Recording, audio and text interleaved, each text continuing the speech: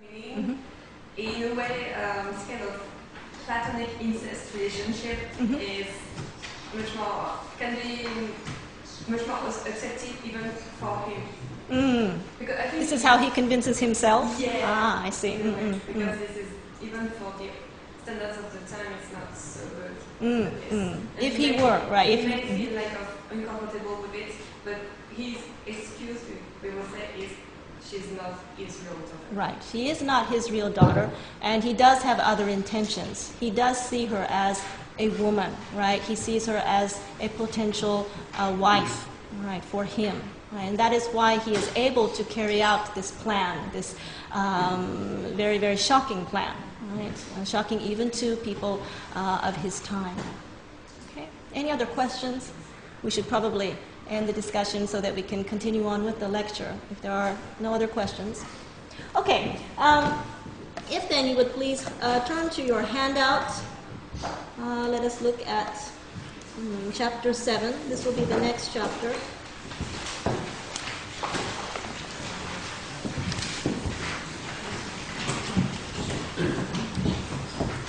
All right, everyone ready? This is slide 17 in your handout on the Tale of Genji. All right, let us see what happens shortly after. Right, shortly after Genji's abduction of the young Murasaki. All right, we're going to be turning back to the story of Fujitsubo. Remember that she is pregnant with Genji's child. All right, let's see what happens. Read along with me. The 12th month, when Fujitsubo was to have been delivered of her child, had passed uneventfully. Right, so apparently, the court believes that she is expecting this child to be born in the 12th month, toward the end of the year. All right? However, this month passes uneventfully. The child is not born yet. Finally, toward the end of the 2nd month, in the new year, she bore a prince, and the jubilation was unbounded at court and at her family palace. Now, scholars believe that it is possible that the court, as well as Fujitsubo's family, may have been told intentionally that the child would be born in this month, December, okay, in order to hide the affair. But when the child is actually born in February, nearly 2 months later, Genji is able to confirm for himself, right, that the child is his. The secret meeting that took place between Genji and Fujitsubo took place in early summer of the previous year, in April, the 4th month of the year.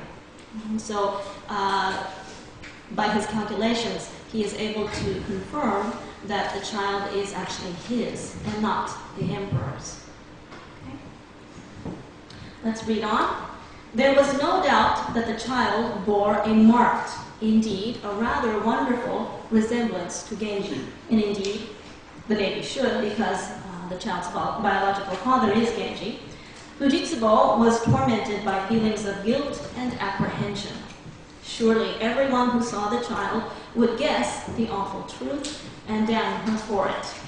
In fact, she is so apprehensive and worried, anxious about the child's physical appearance and similarities to Genji, that she waits a good 2 months before allowing the emperor to even visit the child or to have a meeting with his newborn son. That is how worried she is. But when, in the 4th month, the little prince was finally brought to the palace, the emperor is still completely unaware of what has happened. He has no idea. He is unsuspecting. Unaware of the truth, the emperor would say to himself that people of remarkable good looks did have a way of looking alike. So this is his way of interpreting or reasoning why the newborn child looks so much like Genji. Well, Genji looks like our ideal aristocrat. Well, yes, this newborn child, who also is attractive in appearance, well, they should look alike, because people who are attractive do look alike. And that is his way of reasoning this.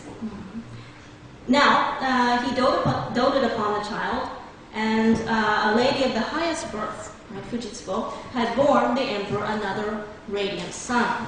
The infant was for him an unflawed jewel, for Fujitsubo, a source of boundless guilt and foreboding. All right, so hopefully you have picked up on these lines. A lady of the highest birth indicates that Fujitsubo, in contrast to Genji's mother, who was of lower rank and who did not have the paternal support that Fujitsubo does. Remember that Fujitsubo is a daughter of the former emperor. Right, so she has no concerns, or she need not be concerned about being harassed by the other women at court, as Genji's mother did. The infant who is born of this union is described as another radiant sun, right, an unflawed jewel. Right, this is compared with Genji's birth. Right, the two indeed are alike. Okay. Now, what happens next in the story? The emperor, right, Fujitsubo's husband and the father of Genji, passes away, and then Fujitsubo, no longer able to bear the guilt of her secret, will decide to enter into religious service. She will become a nun. This is a common thing that we see, especially in the literature of the Heian period and later periods. We will see how women especially will turn to religion, a life devoted to religious worship, as a means of resolution for a troublesome situation like Fujitsubo's. She sees no other course of action but to renounce the secular world and enter into a life devoted to religious worship. And we'll look at this a little bit later on in the story. Often, and you'll need to remember this, often and usually women who decided to enter into religious worship would do this after their husband died. This was the usual case. Now, what happens in the meantime? Genji enters into yet another illicit affair, this time with the sister of Kokiden. Right? And her name is Oborosukiyo. And she is, again, the sister of Kokiden, who, if you will recall, is the wife, the primary consort of the emperor who has just died. Right? She is the mother of the crown prince, Genji's half-brother. Right? She is the one who considered Genji's mother a thorn in her side. She was always trying to, to rid the palace of Genji and the mother. She viewed them both as a threat, right, to the success of her son, the crown prince. Her sister, Oborosukiyo, is seduced by Genji, right? However, this will create a serious problem, a scandal for the court, because Oborosukiyo is already intended to be married to the new emperor, Suzaku. This is going to be the crown prince, the son of Kokiden. Right? The affair is discovered, and this scandal forces Genji to leave the capital. Right? He is virtually exiled, banished from Heian-kyo. Let us look at chapter 10. This is slide 20. Okay. On the last day, Fujitsubo offered prayers and vows of her own. This is for the emperor who has died. Okay. In the course of them, she announced her intention of becoming a nun. Now that her husband has passed away, she has decided that she can no longer bear the burden of guilt, right, and sin for the illicit affair, the affair that no one else knows about, but the couple. And she decides that she will now devote the rest of her life to religious worship. The assembly was incredulous. Prince Hyobu and Genji were visibly shaken. She made it very clear, however, that her decision was final. For Genji, it was as if darkness had settled over the land. He struggled to control himself, for an excess of sorrow was certain to arouse curiosity, because still no one else knows, right, about the true nature of their relationship.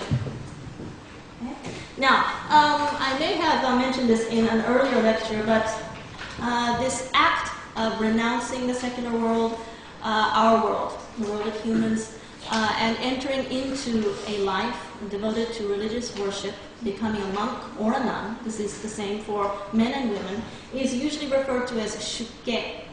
Shikiko, which literally means to leave one's house. To leave one's house. And in fact, in some cases, some men and women who decided to leave the house would literally leave their residence and perhaps enter into an abbey or a convent or a temple, right, and spend the rest of their days there, right, devoted to religious service. All right. Now, let us see what happens with the affair between Genji and Kokiden's sister, Oborozukiyo. This is slide 21. Oborozukiyo was spending some time with her family. Right, so this is a rare chance, a rare opportunity for Genji, right, because she's back at home with her parents in her parents' residence, away from court. And so Genji sees this as the prime opportunity, a good chance to visit Oborozukiyo in secret. She made certain arrangements with Genji, and though they were complicated, saw him almost every night. Because her sister Kokiden also happened to be at home, Genji was in great apprehension lest his presence be detected. The minister had no suspicions. The minister refers to Kokiden and Oborozukiyo's father, right, the minister of the right. Then one night, toward dawn, there came a furious thunderstorm. Several women gathered trembling near Oborozukiyo's bed curtains. Right, so a thunderstorm has risen, and because of the loud sounds and the thunder and the rain, the women serving Oborozukiyo are frightened by the storm, and they have approached Oborozukiyo's bedchamber. And they are seated very, very close to it, right, just outside the curtains. This creates a very, very big problem for the two inside. Okay? Genji was almost as frightened for other reasons and unable to escape. The thunder stopped, the rain quieted to showers. The minister, the father, went first to Kokiden's wing to check on her, and then his approach, undetected because of the rain on the roof, to Oborozukiyo's. He marched jauntily up the gallery and lifted a blind, right, entering into the room. At this point, Oborozukiyo will slowly inch out of the bedchamber. Right? So she will lift the curtain of the bedchamber and slowly inch her way out, right, and present herself to her father, right, who has entered into the room. However, he immediately caught sight of a pale magenta sash entwined in her skirts, and something beside the curtain too, a wadded bit of paper on which he could see traces of writing. Right? Obviously, these two items do not belong to Oborozukiyo. What might this be? He asked in very great surprise. The lady glanced over her shoulder and saw the incriminating objects. This is the first time she realizes that those objects have been discovered. And so the pale magenta sash of Genji has been entangled in her skirts. And then there's a bit of paper, wadded paper, on which he sees Genji's writing. Okay. And now what was she to do? Oborozukiyo was afraid she would faint and wished she might expire on the spot. Genji was, of course, upset too. He had gone on permitting himself these heedless diversions, and now he faced a proper scandal.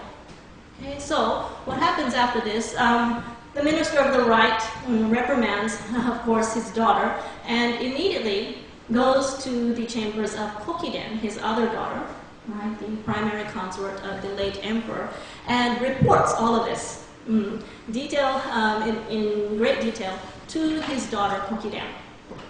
She will then see this as the perfect opportunity to have Genji, who has always been a threat to her and her family, to have him get exiled from the capital. Right? Now, let us see what sort of journey Genji must make during his period of exile from the capital. This is slide 24, chapter 12, entitled Suma. Okay, Suma is a place name. Genji will travel to both Suma and Akashi.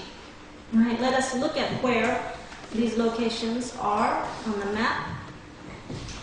If you look at this map, the capital would be in the upper right-hand corner of the map, here we have Kamo River, the fork in the river. So the court would be located somewhere here. And then Genji will need to make his way westward to this area known as Suma. In the next chapter, he will make his way on to Akashi. We have encountered Akashi previously in this course. Does anybody remember? What tale? What tale did we see the word Akashi being used in?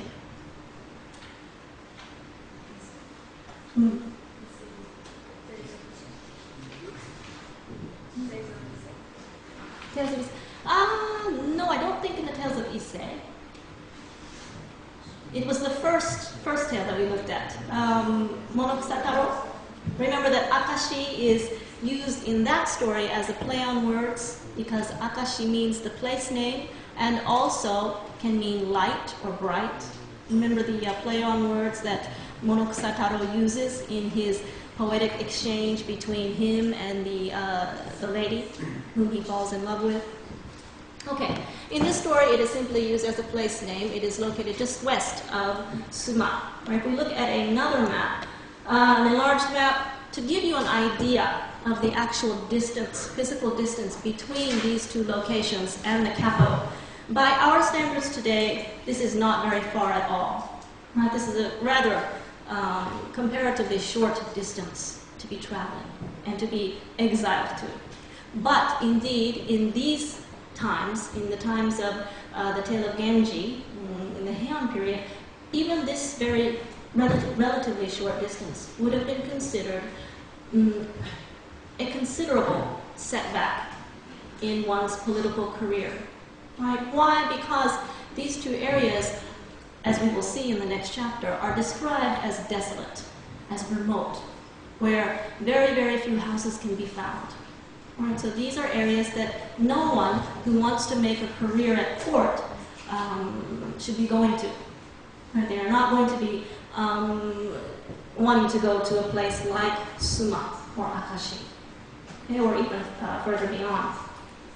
Let us get back to the chapter on Suma. For Genji, life had become an unbroken succession of reverses and afflictions. He thought of the Suma coast. People of worth had once lived there, he was told, but now it was deserted, save for the huts of fishermen, and even they were few. So there are now just a few huts of fishermen living on the coast, eking out a living there. The thought of leaving the city aroused a train of regrets, led by the image of a grieving Murasaki. Right? So this is the one thing that really stays on his mind. Right? He is worried, he is anxious, he is concerned about Murasaki's welfare now that he must leave the capital, leave her alone in his residence. He left the city late in the 3rd month. He made no announcement of his departure, which was very inconspicuous, and he had only 7 or 8 trusted retainers with him. Okay, so he has very, very few traveling companions. Keep this in mind. Her face, and this would be the face of Murasaki, was with him the whole of the journey. In great sorrow, he boarded the boat that would take him to Suma. He had never before been on such a journey, however short. All the sad, exotic things along the way were new to him. The Oe station, which would be near Osaka, was in ruins with only a grove of pines to show where it had stood. So everything is desolate, everything is barren in this very remote area.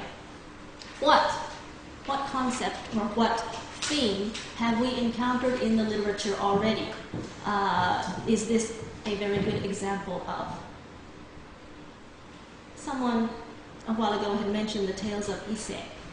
And we have seen this theme in the Tales of Ise. Remember we talked about the Mukashi Otoko who decides that he must leave the capital. He travels eastward, not westward as in this case, and he travels only with a few traveling companions. They travel on horseback. Remember that they visited the areas of Mikawa present-day Aichi, and then Suruga, where Mount Fuji is located. Remember that story, that episode in the Tales of Ise? What pattern, what theme did we talk about when we looked at that story?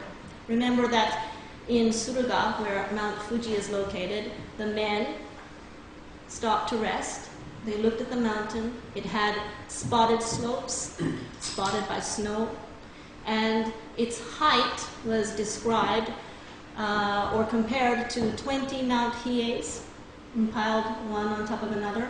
Mount Hiei is a mountain well known, familiar to everyone in the capital.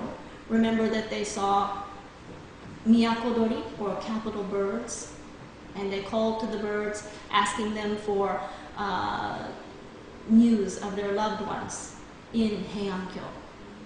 What theme, what pattern have we encountered already?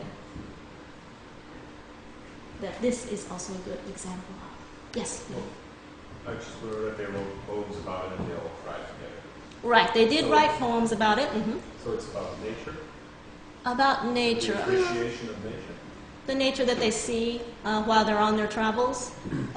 Yes, we do see this in a number of examples of literature from the Heian period, but there's another theme. Yes? Well, as you said already, it's always centered around their hometowns, their home, and always combined with the feeling of sorrow when remembering all that was left. Right. Who is doing the traveling? Who is doing the travel? What kind of people? Fishermen? Soldiers? Monks? Nuns? No. What? Yes.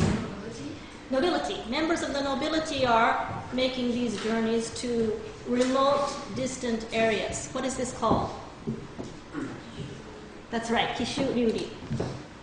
Okay, so travel to a remote area of the country by a member of the nobility. This is something that we saw in the Tales of Ise. Okay, and we will see it again from time to time.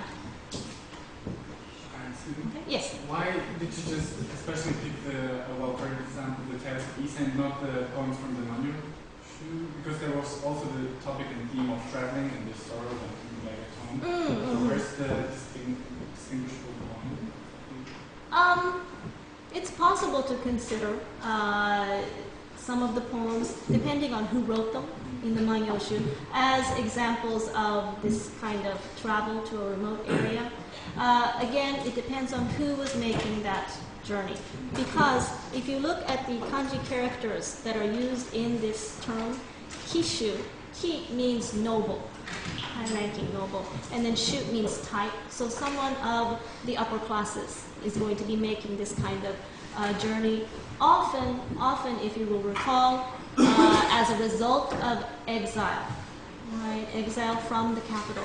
And this might be one distinguishing factor between poems of the Manyoshu and then later literature. Right? So it might not have necessarily been due to exile that poet had to make those travels. He might have been doing that on his own. Any other questions? All right, let's continue on. And this is what Genji has to say as he is making this travel to Suma. More remote, I fear, my place of exile than storied ones in lands beyond the seas. Right, what is this a reference to? In the original Japanese, this is actually a poem, right? からくにに名を残しける人よりも行方知られぬ家々を痩せぬ。This is an allusion, actually, to a Chinese tale, right, that speaks of a politician, a poet from the 3rd century BC named Kutsugen, who was actually exiled himself. He will later go on to commit suicide toward the end of the tale. But this is an allusion or reference to an earlier story, an earlier work of literature. Right? Karakuni refers to Tang China, or China, right? The Tang dynasty. And then Nao no Koshikeru Hito is a reference to this politician or poet from 3rd century BC, China, Kutsugen. Right? But even more remote than Kutsugen's place of exile is this place, Suma, that I have been exiled to. Okay? The next comment that Genji makes, the surf came in and went out again.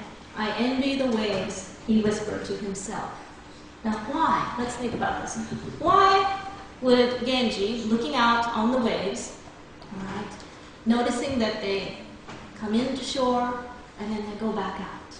All right, they come into shore again and then they go back out again. Why would Genji, looking at these waves, make a comment like this? I envy the waves. Why would he be envious of these waves? What is he trying to say? Because it can easily Return. Right, but he can't. Very good. So the waves he sees as something that can return to their original location from where they came, right? But he, in this particular situation, cannot.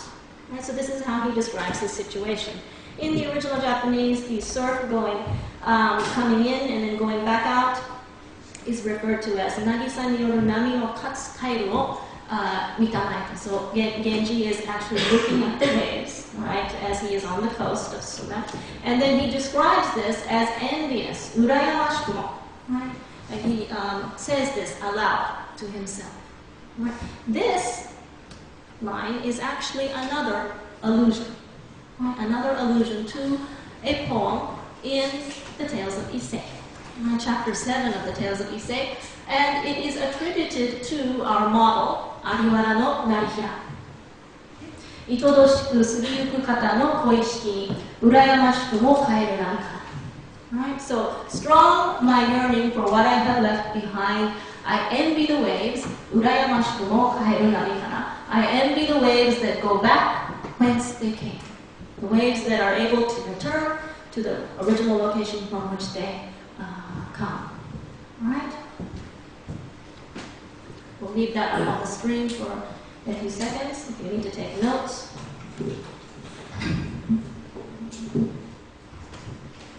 And while I am giving you some time to write that, just remember that this use of allusion, the references, the incorporation of earlier poems, earlier works of literature, this also was expected of members of the nobility who should have been educated in the classics, right, in poetry, both Japanese and Chinese classics. So they were expected to be able to do this with their own works of poetry, with their own remarks. And also, the reader would have been expected to pick up on this. Reading these passages, the reader would be expected to know, to realize, to recognize that, for example, this line, the surf came in and went out again, I envy the waves, is an allusion to an earlier poem.